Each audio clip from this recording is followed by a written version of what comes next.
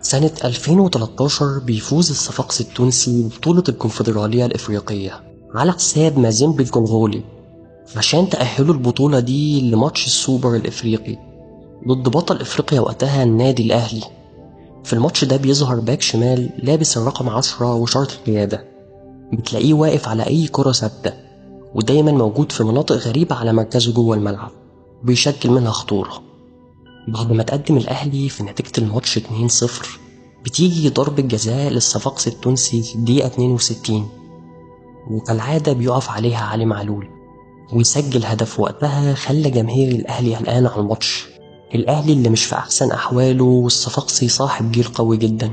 وقتها جماهير الأهلي ما كانتش عارفة اللاعب اللي سبب ليهم القلق ده في يوم من الأيام هيكون إيه بالنسبة لهم.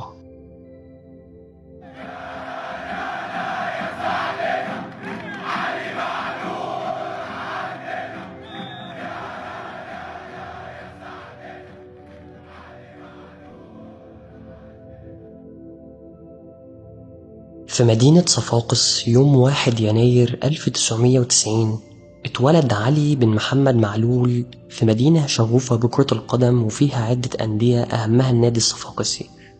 انضم علي معلول لناشئين النادي وهو في عمر 13 سنة، وكان بيلعب دايما في فترة الناشئين والشباب في مركز الجناح، لكن غير مركزه بعدها بنصيحة من المدربين.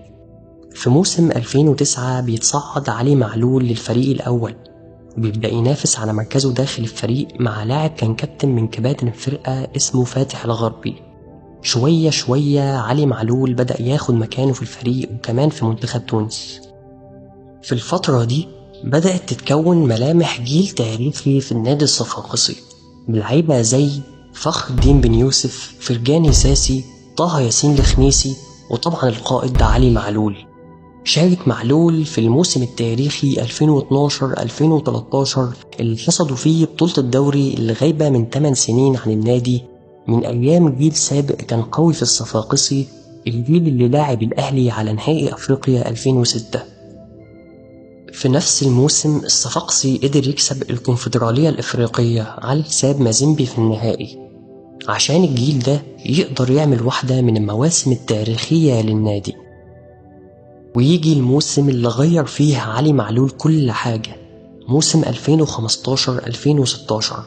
علي معلول اللاعب المدافع قدر ياخد هداف الدوري التونسي ب16 جول وأداء خيالي مع CSS، ويساعد فريقه في حصد المركز الثاني مناصفة مع الترجي اللي كان متفوق بفارق الأهداف، عشان ينهي معلول مسيرته مع الصفاقسي بأرقام أسطورية. في 7 مواسم مع الصفاقسي قدر يسجل 38 جول ويصنع 43 غيرهم.